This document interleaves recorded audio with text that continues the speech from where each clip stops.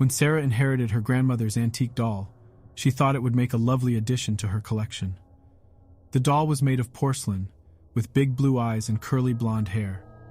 But after bringing the doll home, strange things started to happen. It started with little things at first.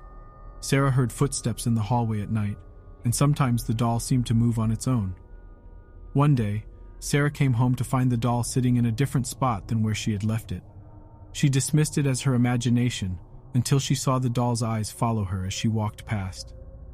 As the days passed, the strange occurrences grew worse. Sarah began to feel like she was being watched, even when she was alone. She could hear whispers in the darkness and the sound of tiny footsteps running across the hardwood floor. One night, Sarah woke up to the sound of the doll laughing in the darkness. The laughter turned into a maniacal cackle, and the doll's eyes glowed red. Sarah knew she had to get rid of the doll, but every time she tried to throw it away, it would somehow find its way back to her. She even tried to donate it to a thrift store, but the doll always ended up back in her possession. Sarah began to feel like she was losing her mind. She stopped sleeping and started to see the doll's face everywhere she looked. She knew that she had to get rid of the doll for good. Desperate for a solution, Sarah contacted a paranormal investigator who agreed to help her. The investigator came to Sarah's house and examined the doll. As soon as the investigator touched the doll, she recoiled in horror. "This doll is cursed," she said. "It's haunted by the spirit of a child who died tragically many years ago. She's using the doll to communicate with you." Sarah's blood ran cold. She knew that she had to get the doll out of her house as soon as possible. The investigator performed a cleansing ritual, but it didn't seem to work. The doll continued to haunt Sarah, following her everywhere she went. Finally, Sarah decided to take matters into her own hands. She packed up the doll and drove to a remote location, where she buried it deep in the ground. She thought she was free of the doll's curse, but as she drove away, she heard a faint, familiar laugh in the distance. The haunting laughter continued to echo in Sarah's dreams, and she knew that the doll's spirit would never truly leave her alone.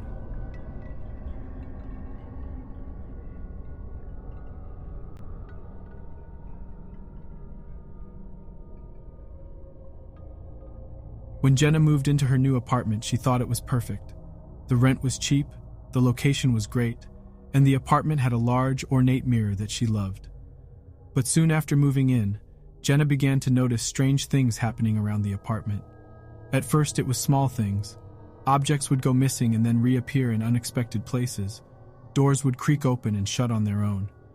But then things started to get more intense. One night, Jenna woke up to find that the mirror in her bedroom had moved.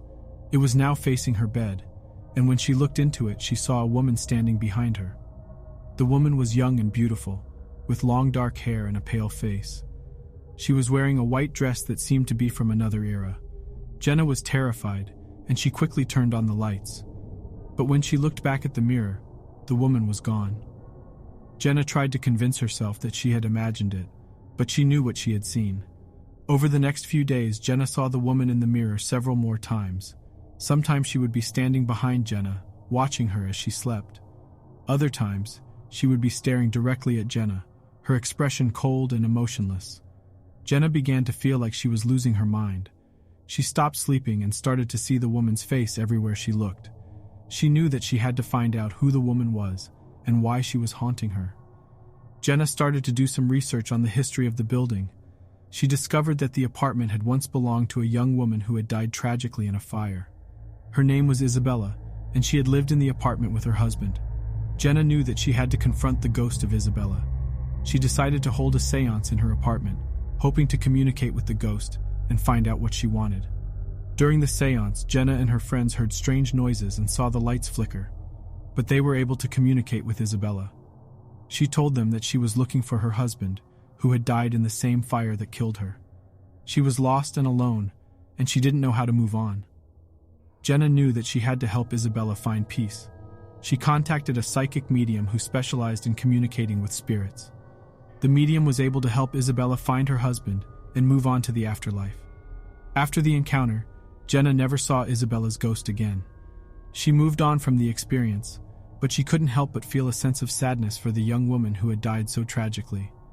Jenna learned that sometimes the spirits of the dead are simply looking for closure before they can move on to the afterlife.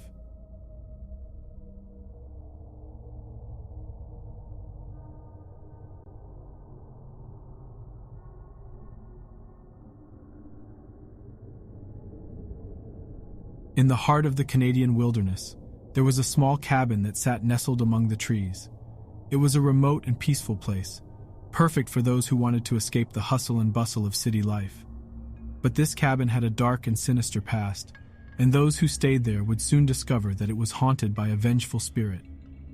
It all started when a young couple, Ryan and Emily, decided to spend a weekend at the cabin. They had heard rumors about the strange occurrences that had taken place there, but they didn't believe in ghosts and thought it would be an adventure. They arrived at the cabin on a Friday afternoon, excited to spend a few days in nature. As they settled in, they noticed that there was something eerie about the place. It was as if they were being watched by something unseen. The air felt thick and heavy, and they could hear strange noises coming from outside. That night, as they were getting ready for bed, they heard footsteps coming from the hallway. They assumed it was just the sound of the old cabin settling, but as the footsteps got louder, they realized that they weren't alone. Suddenly, the door to the bedroom slammed shut, and they were trapped inside. They tried to open it, but it wouldn't budge. It was as if something was holding it shut. They could hear a faint whispering coming from the other side of the door. It was an eerie and unsettling sound, and it made their skin crawl. They tried to ignore it and go to sleep, but they were too scared. The next morning, they woke up to find that the cabin had changed. It was as if the furniture had been moved around while they were asleep. They checked outside, but there were no footprints in the snow. As they sat down to have breakfast, they heard a loud bang coming from the attic. They went to investigate, and as they climbed the stairs, they could feel an icy coldness emanating from the room. When they reached the top, they saw that the room was filled with old toys and clothes. They looked around, trying to figure out what had made the noise, when suddenly they saw a figure standing in the corner. It was a young girl about 6 years old, with long black hair and pale skin. She was wearing a white dress and was staring at them with empty eyes. They tried to speak to her, but she didn't respond. She just stood there watching them. Suddenly, the girl disappeared, and they could hear her laughter echoing through the room. They ran out of the attic, terrified and confused. As they tried to leave the cabin, they found that they couldn't. The front door was locked and the windows were sealed shut. They were trapped. They spent the next few days being tormented by the spirit. They could hear her voice in their heads, and they saw her face in the shadows. They tried everything to escape, but it was as if the cabin was holding them captive. Finally, on the 4th day, they woke up to find that the cabin was silent. The girl was gone, and they were free to leave. They gathered their things and left the cabin, never to return again. Years later, they found out that the cabin had once belonged to a family who had lost their daughter in a tragic accident. The little girl had drowned in a nearby lake, and her spirit had been trapped in the cabin ever since.